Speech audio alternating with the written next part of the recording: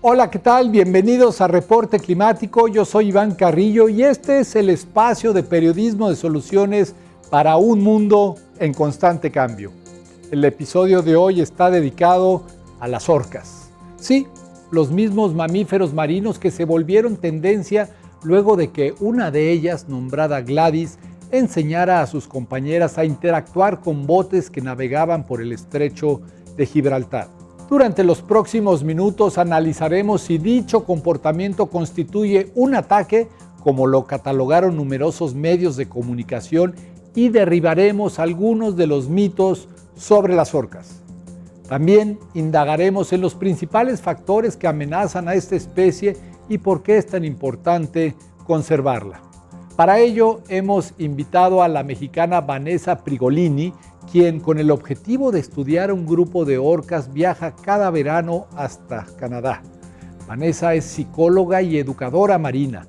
Acompáñenme a conversar con ella luego de un recorrido por las noticias climáticas del planeta. El 1% más rico de la población emitió en 2019 la misma cantidad de gases de efecto invernadero que las 2/3 partes más pobres de la humanidad. Esta brecha fue dada a conocer en un informe de Oxfam Internacional el pasado 20 de noviembre como preámbulo de la 28ª Cumbre del Clima, o COP28, con sede en Dubái. El documento se titula Igualdad Climática, un planeta para el 99%. Fue realizado en colaboración con el Instituto de Medio Ambiente de Estocolmo y muestra cómo el consumo desmedido de un puñado de personas y su apoyo a los combustibles fósiles son responsables directos del calentamiento planetario. También puntualiza que las emisiones de la población más rica causan en los países más pobres un exceso de 1.3 millones de muertes por calor y multiplican 7 veces los decesos por inundaciones. Con estos datos, Oxfam ha hecho un llamado a las naciones para que quienes más contaminan paguen por tales daños.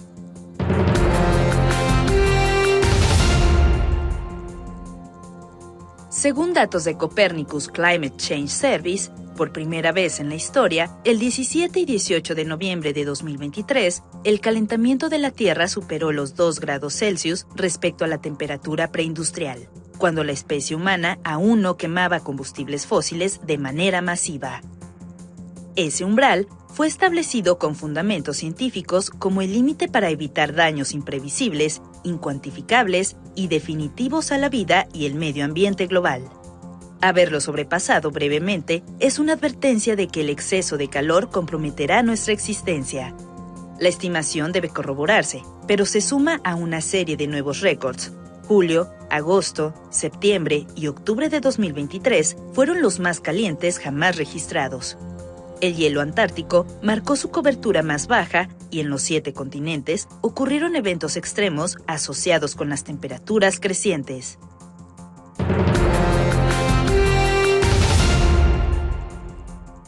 Portugal hizo historia en la producción de energía renovable.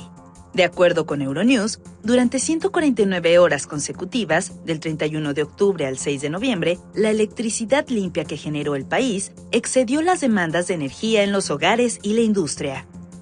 Este hito no significa que las plantas eléctricas a base de combustibles fósiles hayan estado apagadas por completo, pero lo que sí logró Portugal fue prescindir del gas natural durante 131 horas seguidas. Con ello demostró que un futuro cero emisiones es posible.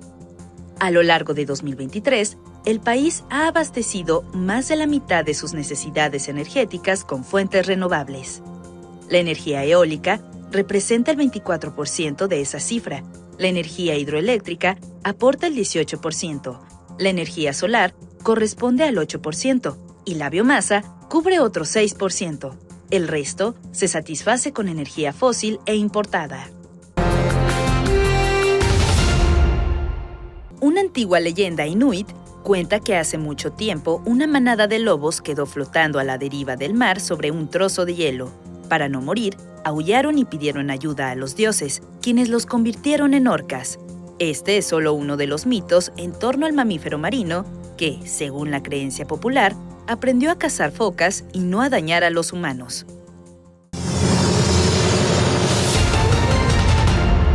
Las orcas son los depredadores tope del ambiente marino.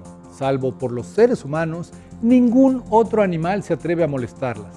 Vanessa Prigolini nos cuenta más sobre ellas. Estamos hablando del depredador tope del océano, que puede cazar tiburones blancos, puede cazar ballenas mucho más grandes que ellas. Han cazado ballenas azules, ¿no? El animal más grande del planeta. Es un mamífero marino que puedes encontrar en cualquier parte, en cualquier mar. Se cree que se encuentra en las aguas frías, nada más, pero no, lo puedes encontrar en aguas tropicales también, en el Caribe, en diferentes partes. Entonces es un mamífero marino que está por todas partes, ¿no? En el mundo. El consenso entre los biólogos es que todas las orcas del mundo constituyen una sola especie, aunque con ciertas distinciones. La cosa aquí es que cuando hablamos de orca, lo que siempre le digo a la gente con la que trabajo, ¿no? En los barcos, o que les doy parte de educación de orcas, es cuando hablamos de orcas hay una especie hasta ahora, que hay científicos que dicen que por ahí hay otras especies, ¿no? Hasta el día de hoy no está como 100% entender que así como hay una especie de humanos, hay diferentes nacionalidades y todos tenemos diferente lenguaje, diferentes tradiciones, diferente dieta, diferente cultura, somos diferentes hasta rasgos, ¿no? O sea, físicos diferentes. Es exactamente lo mismo con las orcas. Entonces, también hablar de orcas en general es complicado, dependiendo del ecotipo. Pueden medir entre 5 metros y medio, hay algunas de hasta 8 metros y cacho. Aquí se registró hace algunos años una de 8.2 metros, que para las orcas de aquí es bastante grande. A esa diversidad de orcas se le conoce como ecotipos y consiste en variaciones no solo de tamaño, sino también genéticas, alimenticias, de ubicación geográfica y de conducta, entre otras. Tienen estos parches oculares blancos, parches blancos, a la altura, por donde están los ojos, que la gente a veces piensa que son los ojos, no son los ojos, son parches, ¿no? Oculares blancos. Esta coloración, esta pigmentación blanca y negra, pues es de estas cosas de la naturaleza que ayuda a los depredadores, las ayuda a ellas, ¿no? Porque si las vieran de arriba hacia abajo en el mar, ¿no? Alguna de las presas, sería ver como oscuro, se camuflajea, ¿no? Con el mar. Y al revés, si la presa está abajo, si las ven hacia arriba como abajo son blancas con negro, pues con los rayos del sol también se camuflajea, ¿no? Una de las características más destacadas de esta especie es su compleja estructura social.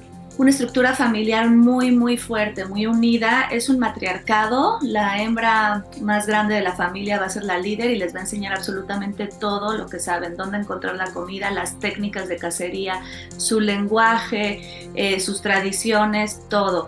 Y como yo decía hace rato, depende mucho del ecotipo de orca. Las orcas residentes con las que yo trabajo aquí a veces son tan dependientes los machos de las hembras, que a veces cuando se muere, de las mamás, perdón, que cuando se muere la mamá, sí se han registrado algunos casos que un par de semanas después se muere el macho también.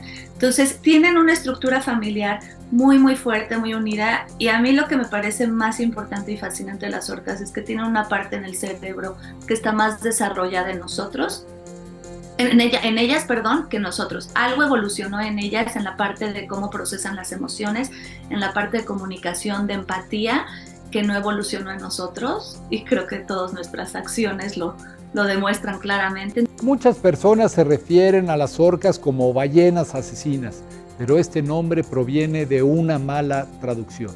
Al parecer es una mala traducción y es un tema que para mí es sensible y reciente, porque justo ahora estoy en Canadá, en donde trabajo en los veranos con orcas, y bueno, la gente de Estados Unidos y de Canadá principalmente, los países que hablan inglés, pero principalmente Estados Unidos y Canadá, son quienes las llaman killer whales, ¿no? Y al parecer viene de una mala traducción del español, que la solían llamar, sobre todo pescadores españoles, la solían llamar asesinas de ballenas, killer whales, y que de alguna forma la palabra off se perdió en la traducción, terminando siendo Killer Whale en lugar de Killer of Whales. El problema es que todos los papeles científicos, los research papers que salen con Killer Whale e incluso hay un debate, ¿no? Ahora yo estoy por sacar el año que entra un research paper, un papel de investigación,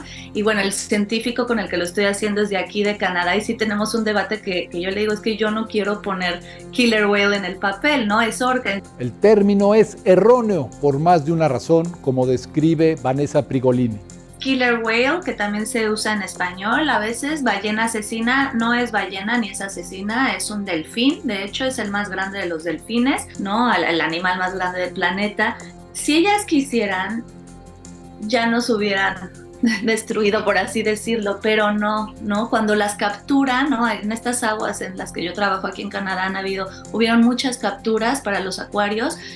Y cuando tú hablas con las personas, ¿no? Que vivieron eso hace muchas décadas, cuando las capturaban, lejos de irse, ¿qué hace? ¿Cuál es el instinto quizás animal o de supervivencia? Huyes, ¿no? Aquí no, las orcas se quedan juntas, tienen esta parte de cohesión social que si capturan a un miembro de la familia se quedan todas ahí tratando de ayudar a ese miembro, ¿no? Entonces, y con buzos y gente en el agua capturándolas, pues no mataban a los humanos, ¿no? Insisto, en cautiverio no han matado a todos los humanos, han matado unos que otros y podemos hablar si quieres después de eso. En 1860 el zoólogo austriaco las designó como Orcinus orca, un apelativo que refuerza el estigma hacia estos animales, ya que en latín significa demonio del inframundo. Y bueno, desgraciadamente la historia de los humanos con las orcas no es la más favorable. Siempre digo que junto con los tiburones, las orcas son los animales que han sido peor tratados, los animales marinos peor tratados por los humanos, así que la historia entre orcas y humanos no ha sido fácil, los han matado, las han capturado para ponerlas en acuarios, ¿no? Las han explotado, se les tenía mucho miedo porque las veían cazando tiburones o ballenas, así que se les ha dado una mala reputación, pero bueno, finalmente si algo hemos aprendido del cautiverio es que son criaturas sumamente gentiles que podrían matar a todos los humanos que las han puesto en cautiverio y no lo han hecho.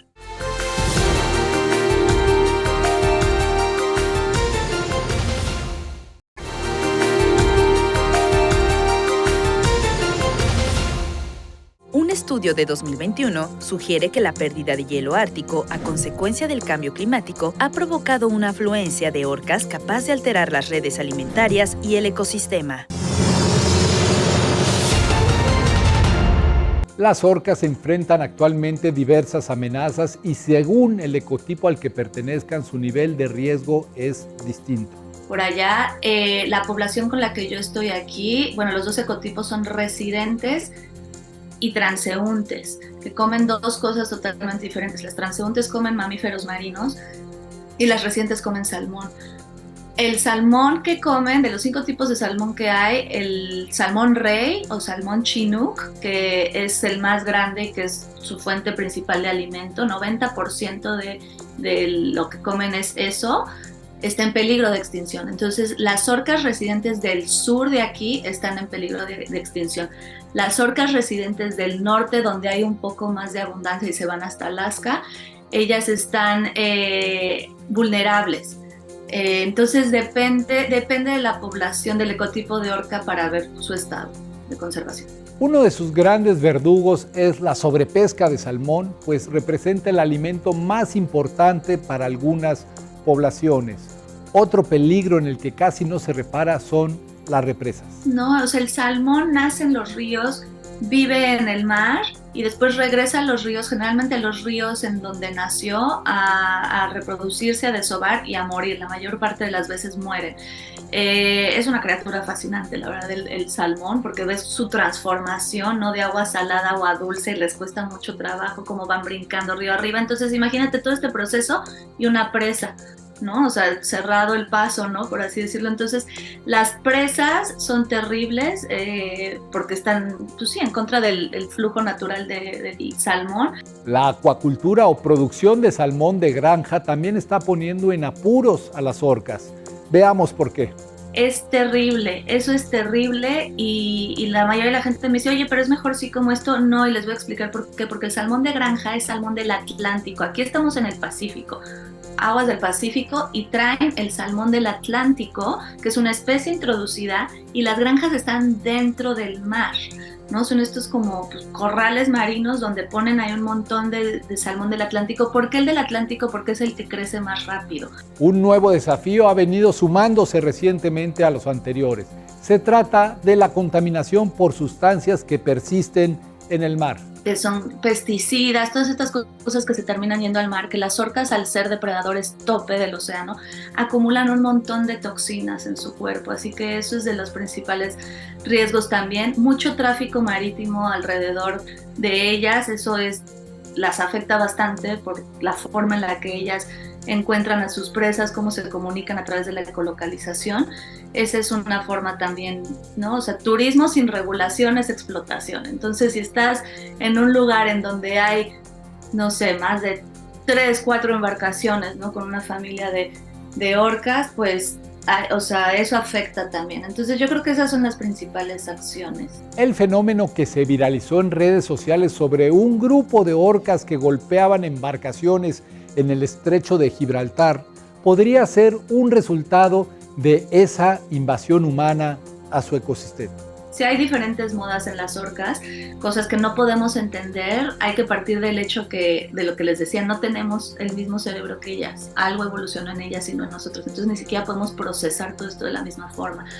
Incluso hay una parte en su cerebro que se redujo, que está en la parte del sistema paralímbico, que es el que procesa las emociones. Entonces, esta parte de las orcas, rompiendo lo del timón, la quilla de los veleros, sí es muy probable que sea un comportamiento de curiosidad, que lo encuentren entretenido, que tal vez sientan rico, que esté divertido, ¿no? Y pues sí se está enseñando, ¿no? O sea, claramente se está enseñando. Ahora, ¿qué pasa aquí?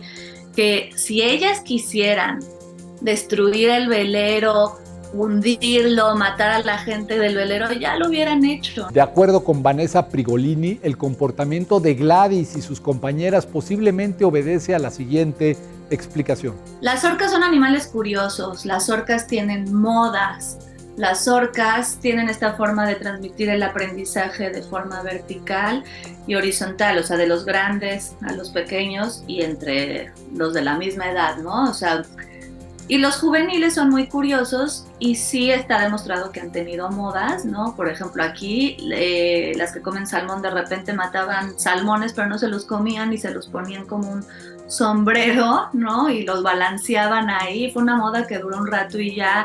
Es responsabilidad de los seres humanos reducir el riesgo de este tipo de encuentros y existen herramientas para hacerlo. ¿Por qué la gente sigue veleando por placer en la temporada de orcas, ¿no? Sabiendo que está pasando esto, ¿no? O sea, entiendo la gente que trabaja de eso, pero muchos de estos son de placer. Número 2, están haciendo regatas justo en la temporada cuando están las orcas allá, ¿no? O sea, ¿por qué están haciendo estas regatas sabiendo que está sucediendo esto? Asimismo, hay un deber que recae en los medios y el hecho de ignorarlo solo traerá peores consecuencias a las orcas. El papel de los medios de comunicación ha sido terrible. Orca Gladys Blanca traumatizada, buscando venganza, enseñándole al resto de su familia, ¿no? A destruir, Entonces todo eso genera terror de una especie de la que varios hemos tratado desde hace muchos años de quitar, como tú dices, este estigma.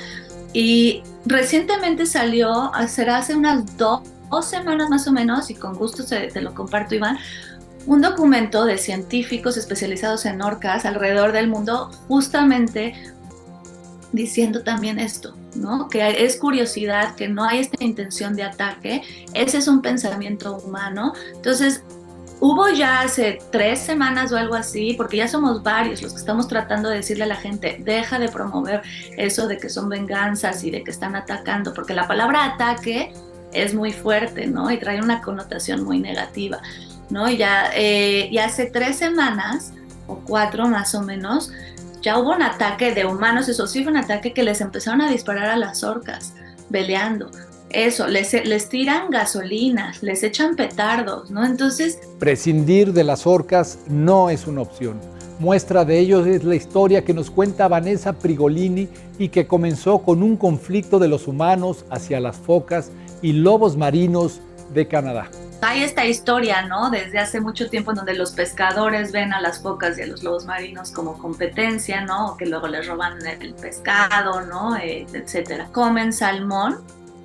Y bueno, lo que les quiero decir con todo esto es, en algún momento se redujo esa población de focas y de lobos marinos. Las orcas transeúntes que comen mamíferos marinos empezaron a comer nutrias marinas. A partir de entonces, la población de nutrias marinas comenzó a diezmar y eso provocó una reacción de daños en cadena que más nos vale prevenir en el futuro. Las nutrias marinas comen erizos del mar. Los erizos del mar prácticamente no tienen casi depredadores, ¿no? Entonces las nutrias comen erizos. Los erizos comen kelp, un tipo de alga que es súper importante aquí, que también ayuda a producir oxígeno. Una alga súper importante. Entonces, pues al no haber...